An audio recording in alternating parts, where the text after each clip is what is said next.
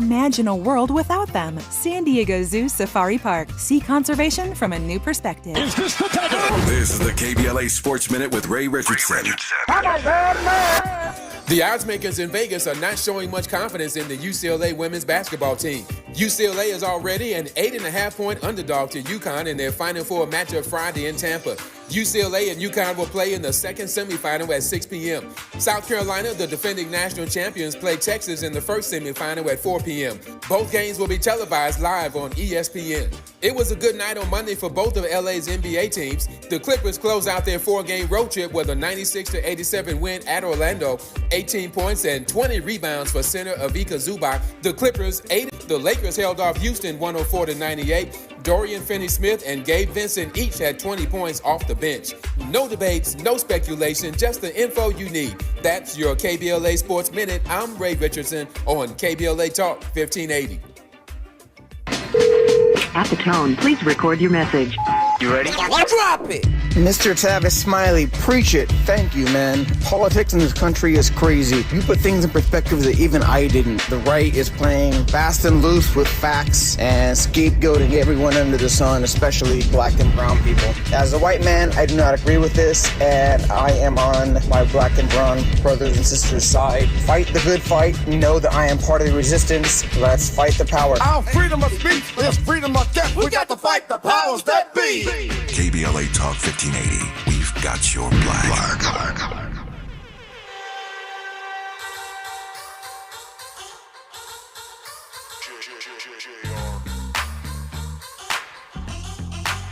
Man, I feel like money. Man, I feel like money. They attracted to me. They come around like honey. They come around like honey. 'Cause I fly like a bee. Man, I got them all buzzing.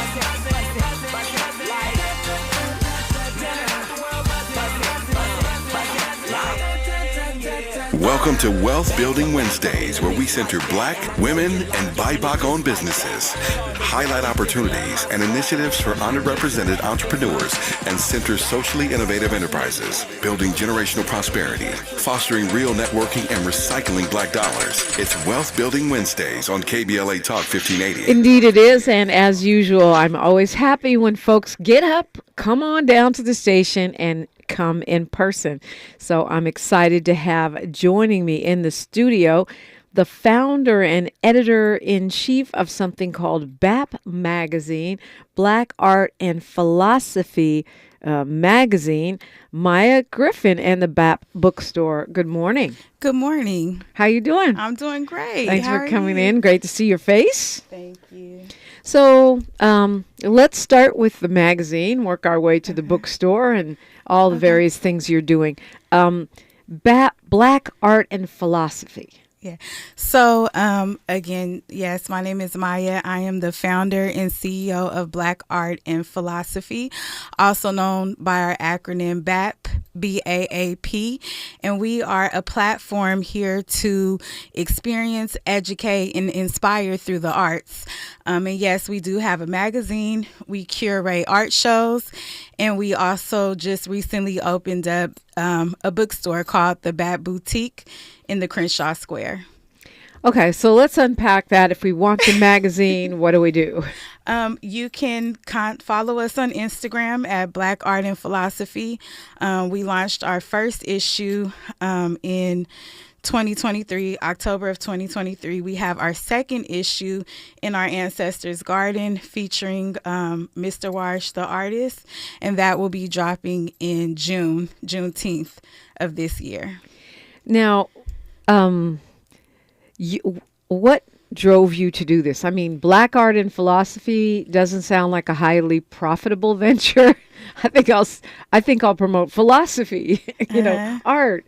What was your personal driver for this? Well, I've always been a lover of the Harlem Renaissance era, the Black Arts movement, and it came from art and philosophy have always coexisted in every movement that we've had, in every renaissance that we've had. I feel like now we are on the verge of a new renaissance, and we definitely need a platform where artists and creatives can come and tell their stories authentically and really unpack the Black experience.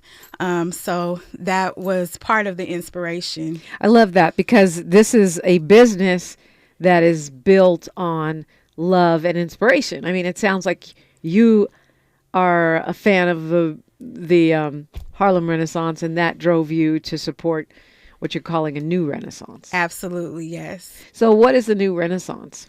Well, a new Renaissance, we're in it right now. If you can see our political climate, they're banning our books. They're literally erasing culture and our history in front of our eyes.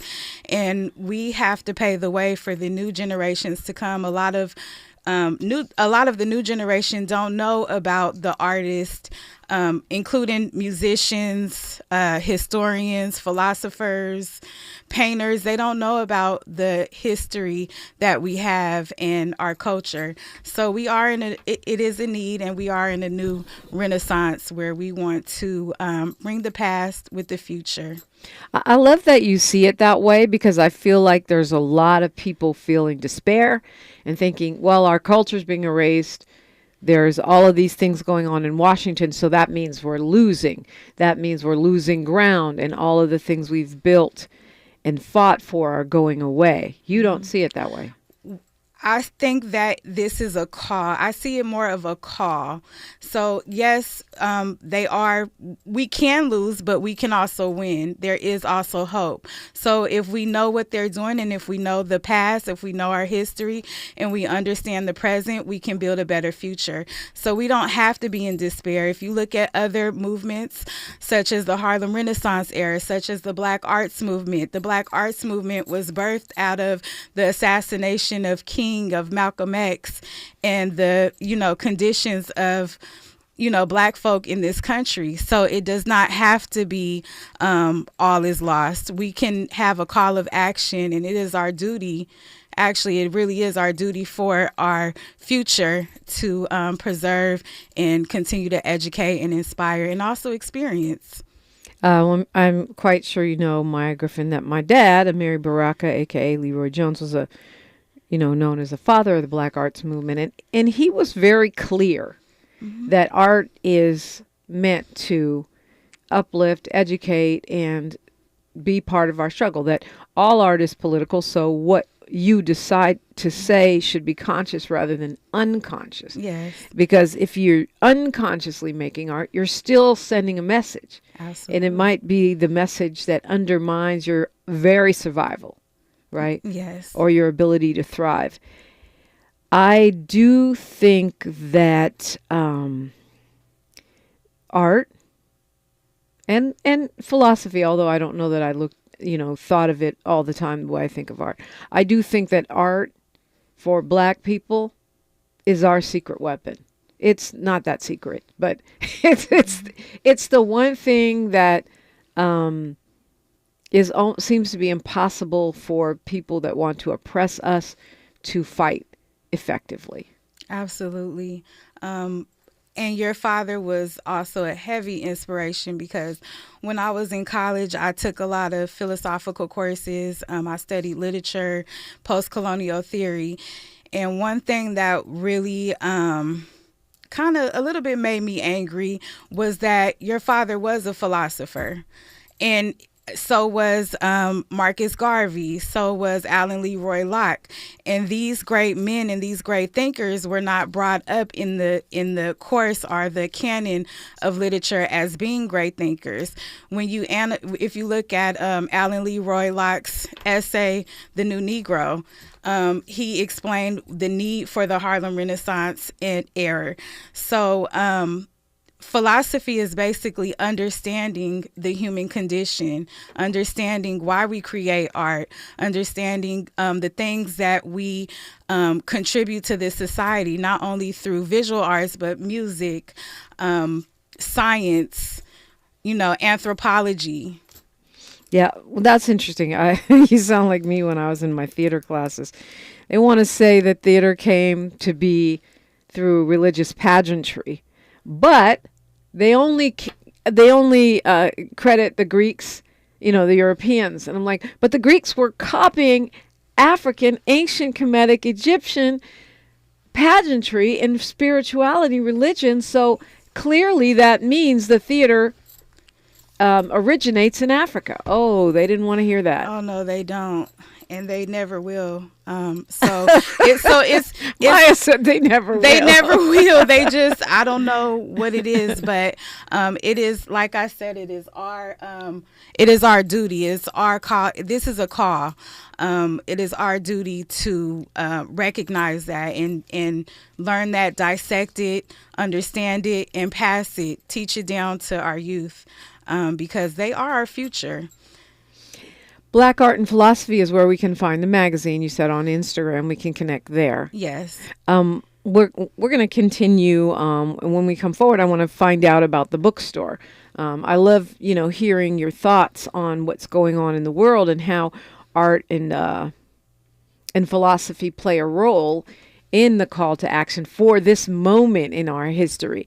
But I want to support your business as well. You are an actual business, folks, and we've seen many bookstores and other brick and mortars and online closing and going extinct. So we'll hear about that with Maya Griffin, editor-in-chief of Black Art and Philosophy, or BAAP, when we come forward on KBLA Talk 1580. She's reclaiming her time on KBLA Talk 1580. More First Things First with Dominique DiPrima when we come forward. Hey, this is Zoe Williams, the voice of reason, and for over 20 years, Parkside Economic Development Corporation has served Leimert Park and surrounding communities, empowering tomorrow's leaders and changing lives. Parkside EDC has awarded over $400,000 in college scholarships while sharing economic principles of the Big Five of money with students and their families. Parkside EDC partners with organizations like the Brotherhood Crusade to assure our youth have the financial acumen to succeed. Parkside EDC provides families and businesses with financial insights, offering free online, on-site, and on-air B-Warp presentations. The Black Wealth Attainment and Retention Programs helps our community acquire, sustain, and pass down legacy wealth. High school seniors can apply for this year's scholarship awards at parksideedc.org. Scholarships will be awarded at Parkside EDC's Gospel/Jazz Brunch on Sunday, April the 27th. For details, tickets, or donations, please visit parksideedc.org. This is a community call to action from KBLA Talk 1580. At the tone, please record your message. You ready? Drop it! Mr. Tavis Smiley, preach it. Thank you, man. Politics in this country is crazy. You put things in perspective that even I didn't. The right is playing fast and loose with facts and scapegoating everyone under the sun, especially black and brown people. As a white man, I do not agree with this, and I am on my black and brown brothers and sisters' side. Fight the good fight. Know that I am part of the resistance. Let's fight the power. Our freedom of speech is freedom of death. We got to fight the powers that be. KBLA Talk 1580. We've got your black. Time is up. The IRS is in full collection mode for 2024, issuing liens, levies, and garnishments to anyone who has a past tax debt or unfiled tax returns. Don't wait till it's too late. Your paycheck and bank accounts are at risk of being seized. Call now and stop the collection process today. If you're living check to check, no matter how much you're making, you still may qualify for the Fresh Start programs offered by the IRS to reduce or even eliminate your tax debt. It's just a 5-minute call to get your options, and it's free. If you owe back taxes, have years of unfiled tax tax returns, under audit, have a wage or bank levy, or finally just want to sleep better? Business or personal? Call the experts at Republic Tax Relief while there's still time. A+ rated by the Better Business Bureau, and tough. This veteran-owned company has the fight you need to take on the IRS. Don't go at it alone. The call is free. Call their hotline number now, 800-246-1923. That's 800-246-1923. Find out if you qualify today. Call 800-246-1923 or go to republictaxrelief.com. The conversation continues right now with Dominique DiPrima on First Things First. Maya Griffin is here for our Wealth Building Wednesday segment, drawing it out just a little bit because she's got a lot going on and a lot to say, which I love. She's the editor-in-chief of Black Art and Philosophy. So we go to @Black Art and Philosophy. That's where we can tap into the magazine. What about the bookstore? Tell me about your bookstore. This is a new venture, right? Yes. So we just recently opened up a bookstore. Our grand opening was last Saturday on the 22nd. Congratulations. Thank you for that. And we opened up in the Crenshaw Square off of Crenshaw and 39th, right in the courtyard behind Earl's. Okay, I know where that's at. All you had to say was Earl's. Exactly. Yes, shout out to Earl's. So, what are you selling? When are you open? How can we support? So we are open Thursday from 11 to 4, Friday and Saturday 11 to 7. And as we grow and as the summer months are approaching, we will expand our hours. And what kind of stuff can we find there? So we have Black literature, we have artwork. And when I say Black literature, I mean we have historical books, travel books, such as like the Green Book. We have the ISIS papers. Those are those psychological and philosophical books. Dr. Francis Chris Wilson. Yes, right. Absolutely. We have... Also, we have independent authors who actually grew up in the community who have written books. I love that. We have a section for prisoners who have been incarcerated and are still incarcerated and have told their stories to change the narrative of gun violence and mass incarceration. We also have self-help books. Nice. We have just about anything that you can imagine. You have banned books, I'm sure. Yes, we definitely have banned books. I love that. Yes. Now, you mentioned earlier that you curate art shows as well. That's part of, the Black Arts and Philosophy includes art shows, books, and magazines. Okay, Yes. So talk to me about the art shows. Yes, so we curate art shows. This is our third art show coming up in June.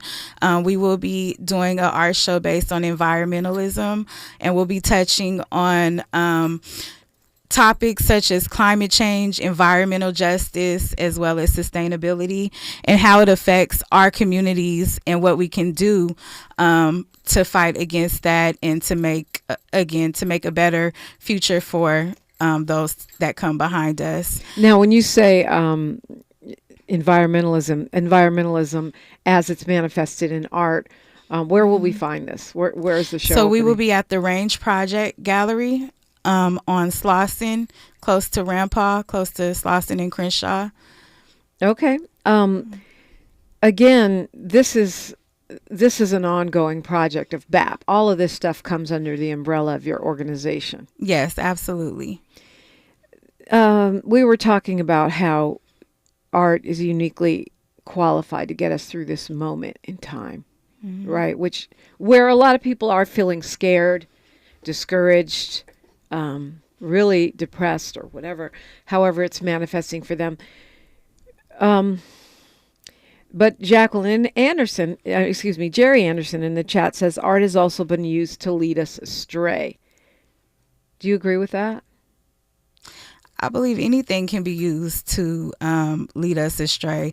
There's always anything in life, including religion, including things, our day-to-day, activities. There's always a door. I like to say there's always a door and there's always a trap in everything, including in our school district. There's always a door, there's always a trap. There's always a door that'll lead us, into another direction to level us up or get us into the next journey in life. And there's always a trap that can hold us down and keep us where we are. So I would say not just art, but anything can lead us astray. Well, yeah, and art may be uniquely qualified. I think one of the reasons why folks felt a way about some artists supporting the current administration is because we know the power of our music, our writing, our poetry, our artistic endeavors. But I also would point out that that's not new. There have always been artists and philosophers within the Black community and in other communities, but this is a Black-owned radio station right here, that undermine our best interests, I believe. I don't think that's new. I don't think, Kodak Black is the first, and obviously doing it for a good reason for him, his own self-interest is a pardon, right? But I don't think that people, that's new. People so-called selling out, Right. Yeah. Yeah, I think a part of that, it goes back to education in the arts. So if there are more platforms like this to educate artists about their history, about what is going on. I mean, at the end of the day, people are going to choose whatever side they're on. But I think if there's more education about our past leaders, artists, great thinkers, then I think that narrative might change a little bit. I also think that we need to dissect the arts and have more conversation about artists like Nina Simone and Marvin Gaye and, Happy birthday. Yeah. Happy heavenly birthday, Marvin Gaye. Absolutely. Well, yeah, I think that's true. And I also know that, anything we put into the context of predatory capitalism can also lead us astray. Right? We can say, oh, it's art. Oh, it's, weed. Oh, it's whatever, education that's messing up our people. But when art lives in service of nothing but profit, of course it's going to lead us astray. And then, you got to think about where are the lines, right? Molly Bell is in the chat asking if her photos are art. I would say yes. Absolutely. I mean, the way I slick my edges are art. I mean, Black people, we have always been creative. Part of it is also from survival, and a lot of it is from natural expression. So, the way we do our hair, the names that we come up with, photography definitely is art. But now in the age of the selfie, a lot of people are going to say that's not art, that's just content. It depends on how you do it. And that's up for debate. That is up for debate. I think that's absolutely true because art is how we define it, right? It's what we say it is. Yes, absolutely. That's a good one, though. Is selfie a form of art? I mean, I wouldn't qualify. Maybe how you do the selfie, right? How you create it. But yeah. Well, Molly Bell, I would say, yes, yours is. And so when you, and of course we haven't talked as much about philosophers, but when you think of this moment in time, I mean, you mentioned Nina Simone and Marvin Gaye, but when you think about right now in terms of that level of art and philosophy, not to be snobby about it, but in terms of inspiration, like what we've seen in the Harlem Renaissance and the Black arts movement, what comes to mind? Artists, I would say Kendrick Lamar is a walking Black art and philosophy because he has a lot of symbology behind his work, a lot of symbolism. He is, the things that he speaks about would qualify, in my opinion, as Black art and philosophy. Also, there's so many other artists that don't get seen and aren't on mainstream media who qualify as Black art and philosophy. But yes. Yeah, I think that's right. I mean, when did we start? Let me put it this way. When did we start qualifying art and philosophy as relevant based on clicks and sales? Right. That's one of the traps, right. I think. Yeah, definitely. Oh, well, that's why, they say for a long... I do want to point out that I feel like for so long, there was a lot of art that didn't have any substance. especially in the music. I feel like we're starting to get out of that. I feel like there's a need for something more. I feel like a lot of times, a lot of rappers were just, even the musicians, you didn't hear a lot of strings, you didn't hear a lot of instruments. Now instruments, if you notice, are starting to come back. Alice Coltrane, she just had an exhibit at the Hammer Museum. Yes. And it was completely... It's still on, actually. It's still on, but on the grand opening, people, they turned away so many people, hundreds of people.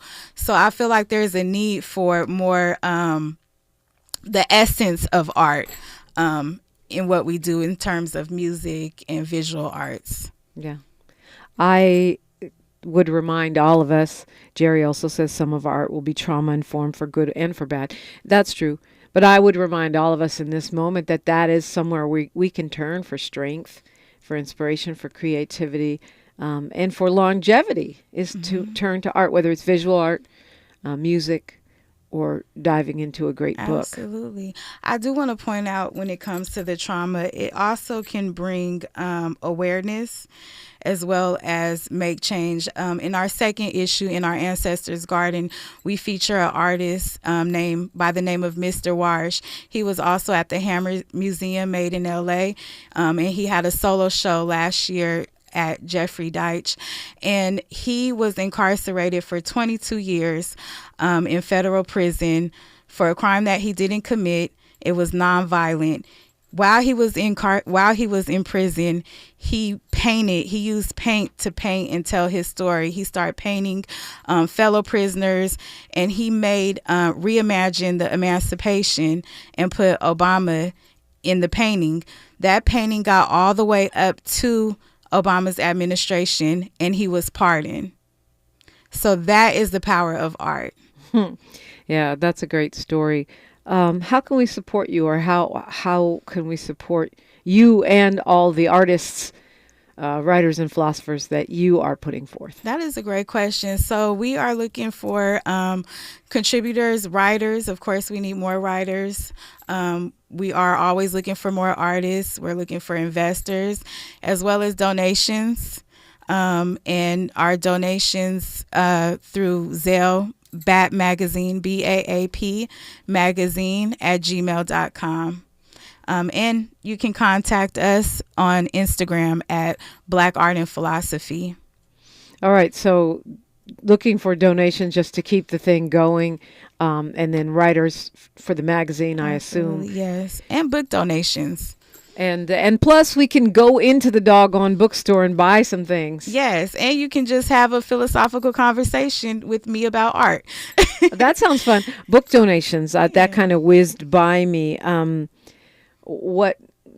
Just people can bring books that they don't need anymore and would donate to you to sell? Yes. Is that the idea? So all of the books that are donated to the store, we have basically a section where those books are also donated. So if somebody wants to come in, I had someone who was in law school who donated about 5 law books.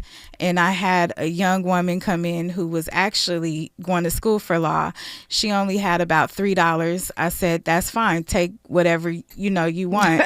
So it's all on donations. It's giving back to the community. Somebody might have $50 to donate, and that might buy a book for someone else. Got it. Well, I got some books for you.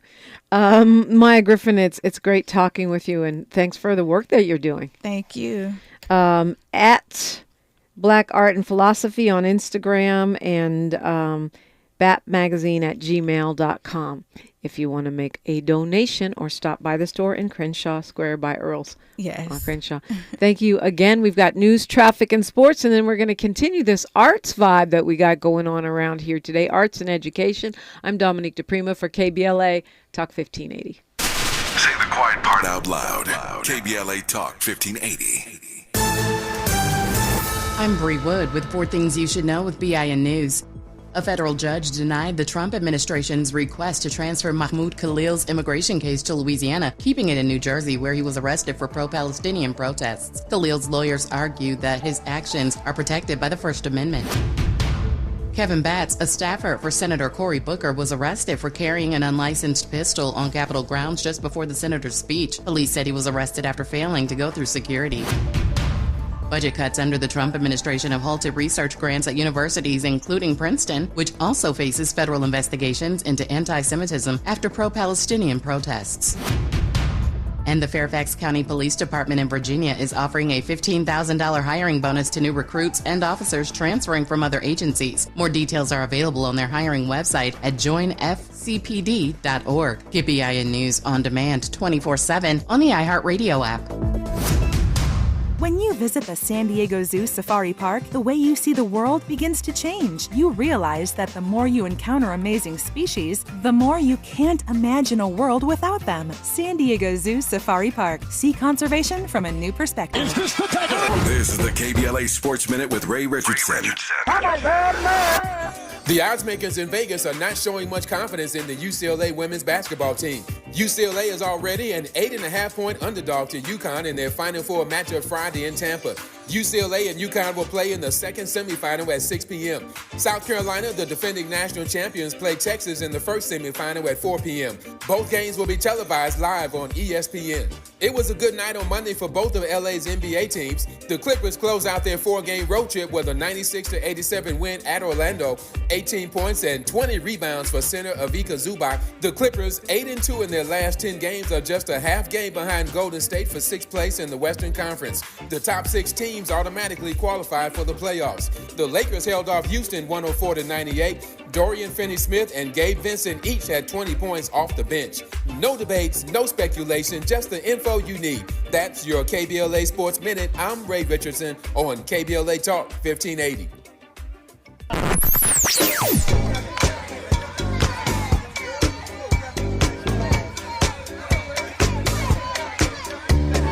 This is KBLA Talk 1580. Talk radio.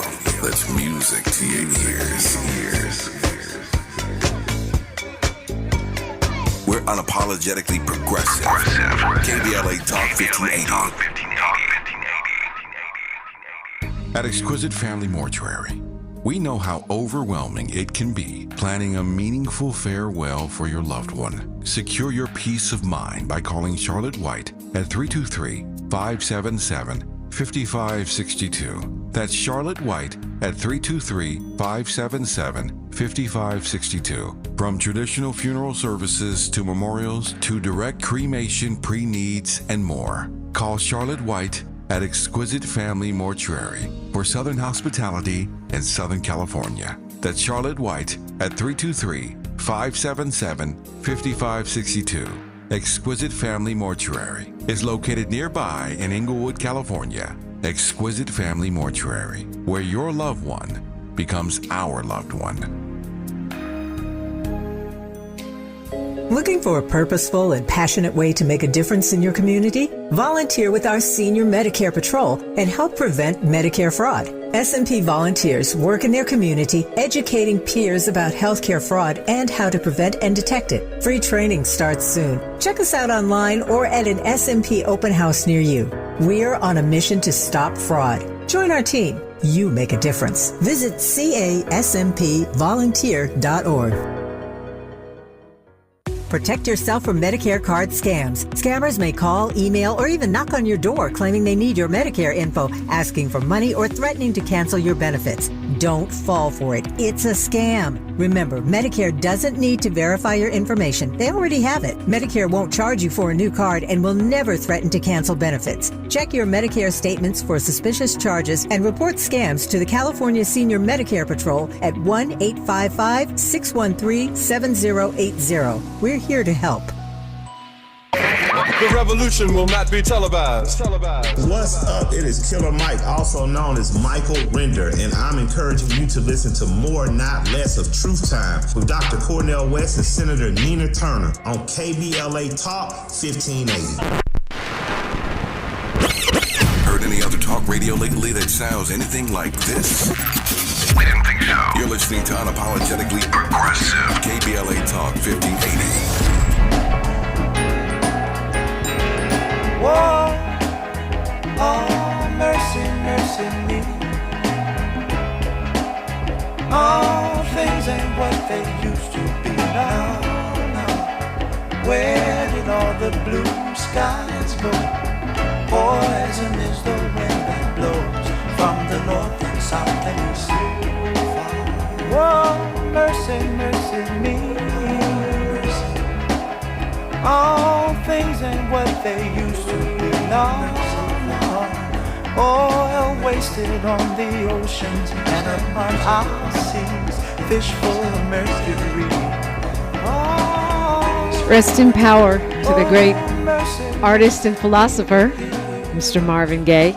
Today is his heavenly birthday, and I'm celebrating it. I love me some Marvin Gaye.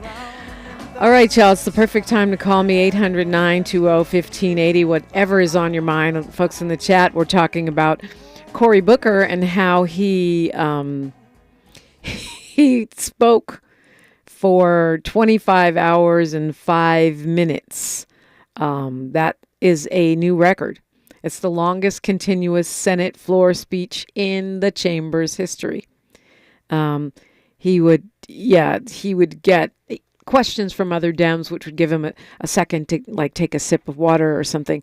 But this is where you could tell the guy used to play football. He was a tight end because he was able to go, talk.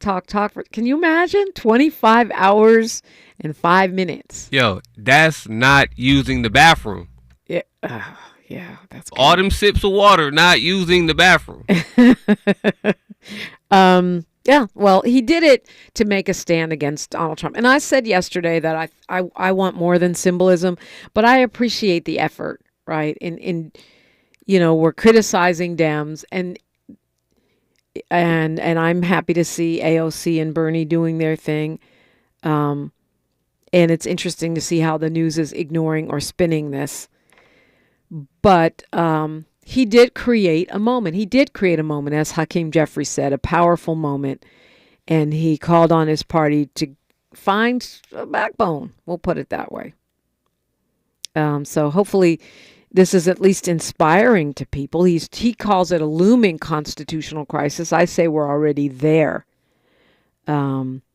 He was talking many of the hours of the speech about Social Security and the cuts to that office, which is already happening. People are saying, oh, he won't touch Social Security. He's cutting staff. He's changing hours. He's, making it harder to access. That is cutting Social Security. It's happening now. So, good for him. I'm happy for him. I'm happy for us. I hope that it inspires others to come up. If you can't get your fellow Dems on the same page to do something, I hope it inspires others to at least find a way to take a stand or do a thing individually.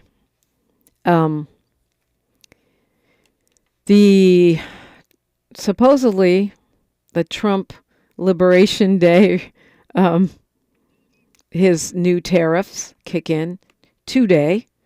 And we're already kind of struggling as consumers. It's not just eggs that are high. Everything is high. The rent is high. Americans have a huge amount of debt. Consumer confidence is down.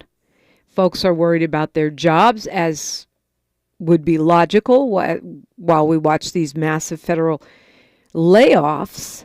High interest rates are creating other kinds of problems.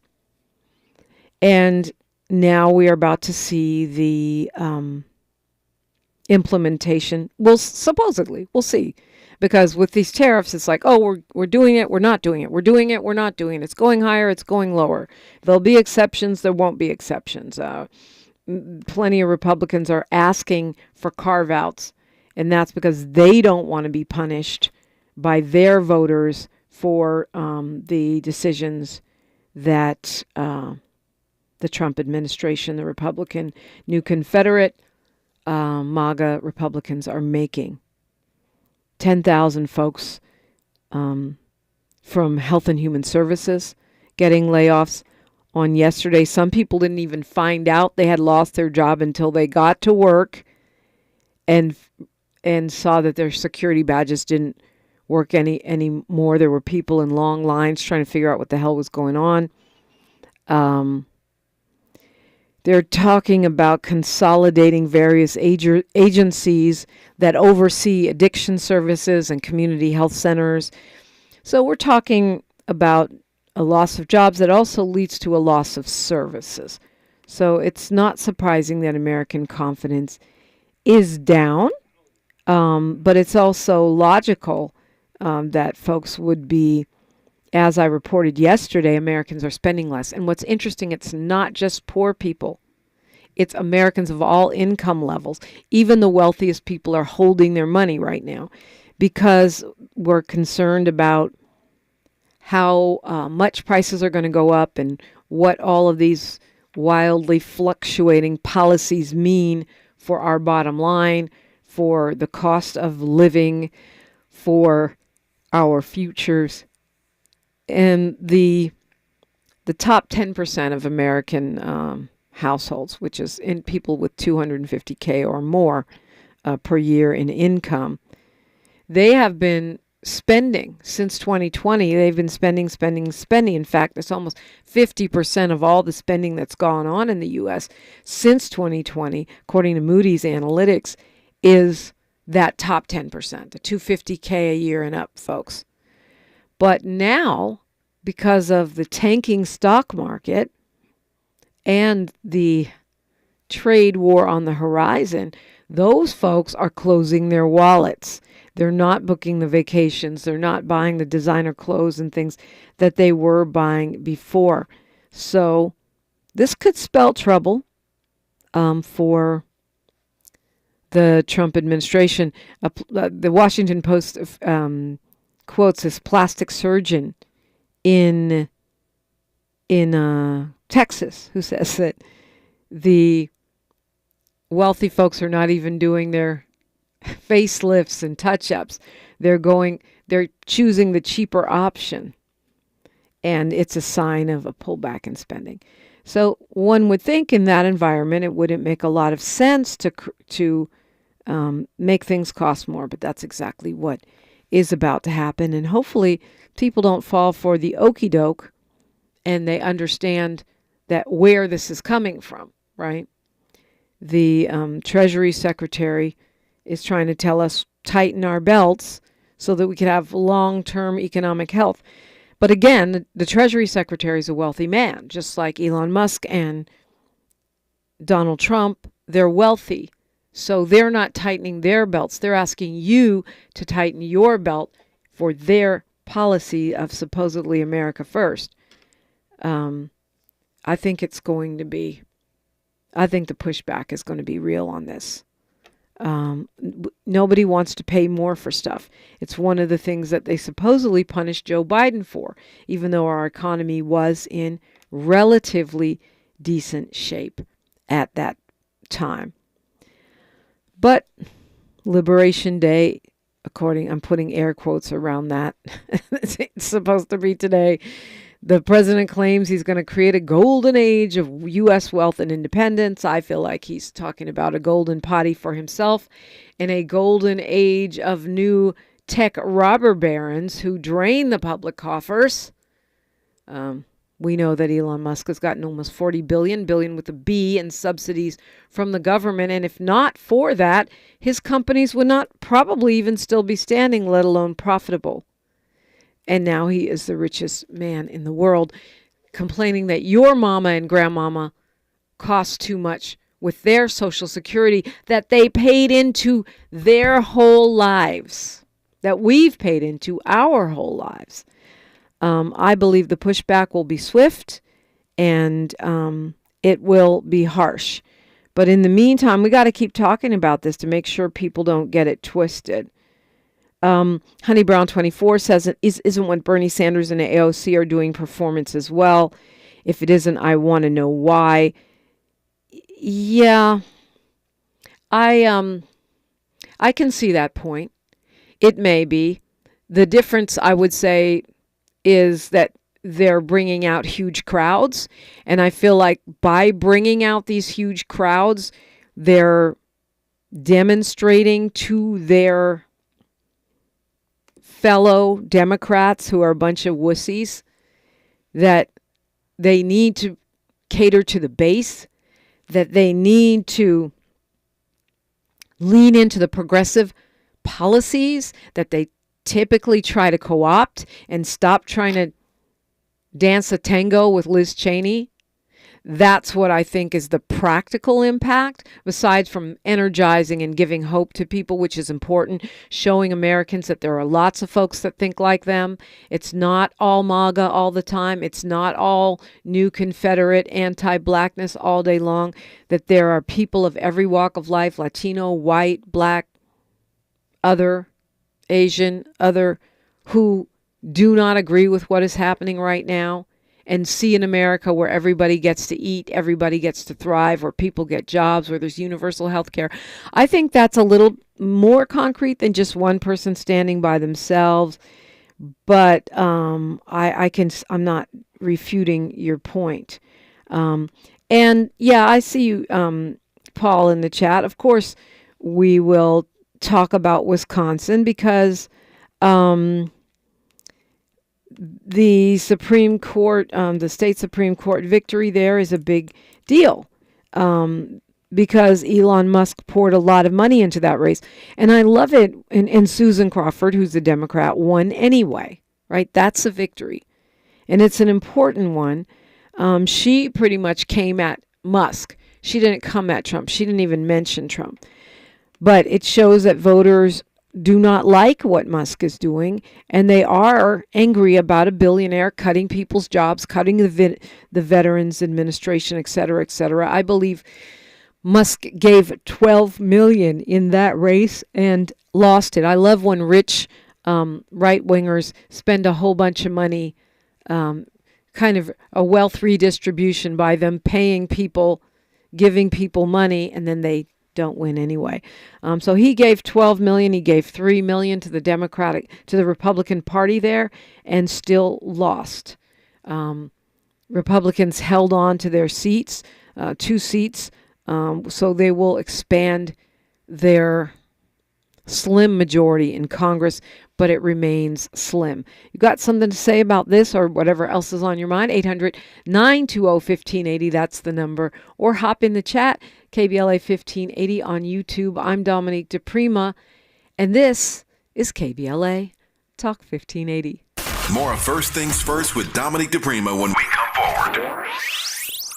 Imagine serving our country to protect our rights and freedoms, then coming home without a place to call your own. LA property owners, we need you. You can help get veterans off the street and into safe, stable housing, because this is not just a housing issue, it is a human issue. This is Joe Mantegna. Learn more about how you can help end veteran homelessness. Email houseourvets@lacity.org. We've got a lot to talk about. Hi, I'm Ray Richardson, your sports connection here at KBLA Talk 1580. Join me and my co-host Neil Scarborough every Saturday night at 7 for Out of Bounds, the show that brings some flavor to the world of sports for 60 minutes. We take you beyond the scores and press conferences. We give you our point of view, the way black folks see what's going down. You can join the conversation and give us your analysis at 1-800-920-1580. Out of Bounds every Saturday night at 7 on KBLA Talk 1580. We've got a lot to talk about. Unapologetically progressive. KBLA Talk 1580. We've got your black. You like the style, though. KBLA Talk 1580. We've got a lot to talk about. Imagine a Los Angeles where everyone can thrive, where communities have access to the resources they need to succeed. That's the vision of Detours Mentoring Group, Inc. They're dedicated to improving life in LA County by providing educational support, employment assistance, and spaces for community engagement. By 2050, they want LA to be the best place to connect, create, learn, live, and play. They're working toward an education system that's well-resourced and culturally responsive, becoming a hub for artists and innovators, and making sure everyone has access to healthy food, quality healthcare, and safe housing. It's about building a future where we all have the chance to succeed. We invite you to learn more about their mission and get involved with Detours Mentoring Group, Inc. This is a community call to action from KBLA Talk 1580. This is KBLA Talk 1580, where hate loses and love wins. Right. So, Florida, surprise, surprise, the Republicans held on to the 2 seats there. That didn't surprise me at all. Those are both very solidly red districts. And this is, the seat of Matt Gaetz, who now is, I don't know, what is Matt Gaetz doing now? Probably trying to stay out of jail. So they held on to that seat, and they held on to the seat of the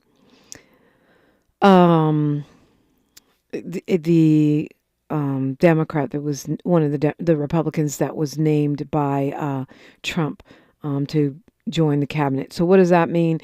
Trump endorsed both of these folks, that the Republican Party put a decent amount of money into these seats, and they're both red states. So it means that now Republicans will have, I think, a 7-seat majority instead of a 5-seat majority.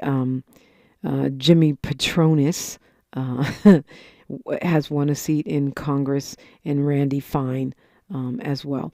So that means they hold on to that edge, but it's not really a doom and gloom situation in my opinion. I don't think that's a litmus test on where we are for 2026. If we make it to 2026 with all of the moves that this administration is making, Dems were saying that the margins were slimmer and that the Dems did better than expected in Florida, so they were celebrating that. Not so sure about that, but I think the Wisconsin win is a bigger deal than perhaps we think, because Wisconsin, is a swing state, and if it comes down to a Supreme Court decision about election results, about certifying election results, about voting irregularities, it will be the Wisconsin Supreme Court that gets to decide that. So even though we see it as a local race, it actually does have national implications. So that is a pretty big win for Dems. The pundit class is saying maybe this is a playbook that Democrats can use in 2026 by going after attacking Elon Musk instead of attacking Trump. We'll see if Elon Musk is even around for the 2026 elections. I would think no. I don't expect him to be as prominent, but who knows? In any case, that was an important victory, and I'm happy to see that happen. The Dems, of course, they're going to need big victories in 2026. But again, to the conversation about Cory Booker, we cannot just sit back and wait for 2026. The stuff that we're dealing with right now is urgent. There is a serious urgency to it because it impacts the future of our country. And I know people are tired of hearing our democracy is in peril, but and they're tired of hearing about a constitutional crisis. I would argue that the constitutional crisis is now, breaking news right now, a judge has ended, Eric Adams, the mayor of New York, ended his case. He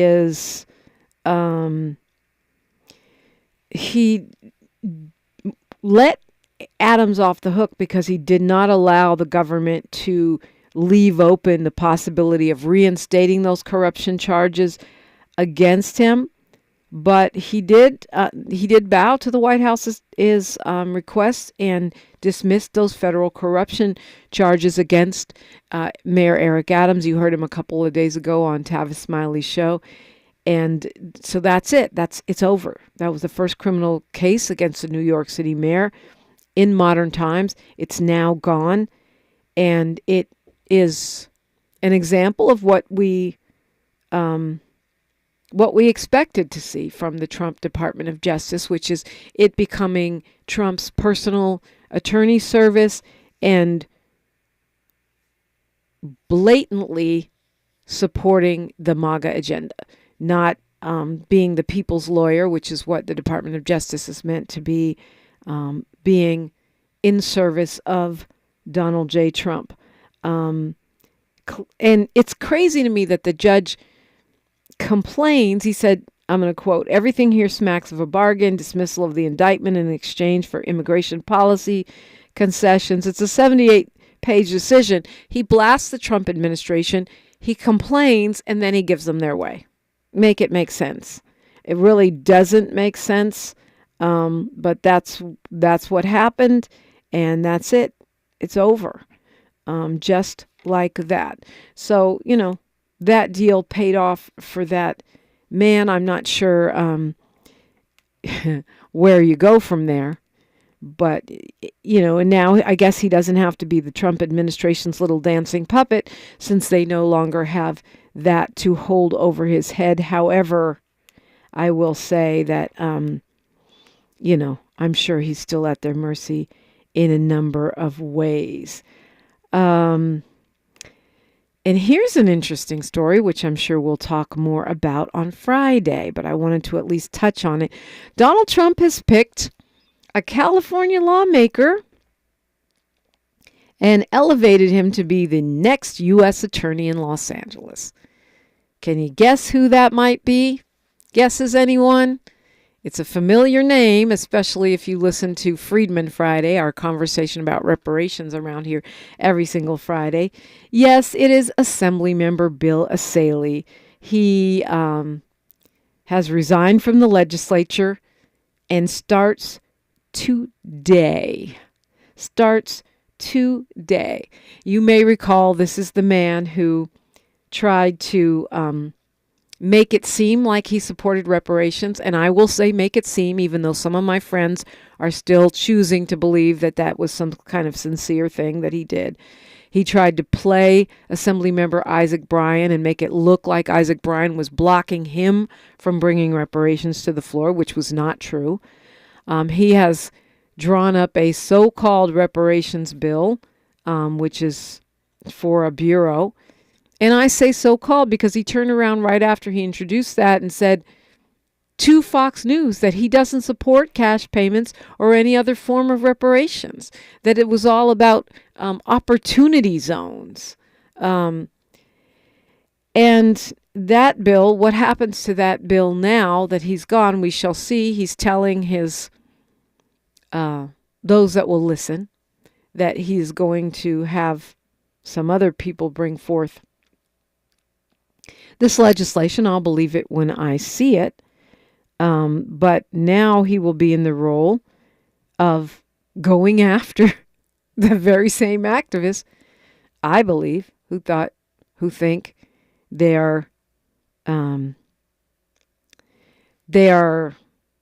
or were in community with this guy. He has a track record of going after transgender folks around the parental notification thing, but we shall see. What's his job? Well, going after you. That's his job on behalf of the Trump administration, which is hyper-focused on punishing California. Boy, the irony. I'm sure we'll have more convo on that day after tomorrow for Freedman Friday. Right now, though, we're pivoting back to schools, education, and arts. That is next. I'm Dominique DiPrima, and you're listening to KBLA, Talk 1580. KBLA 1580 Santa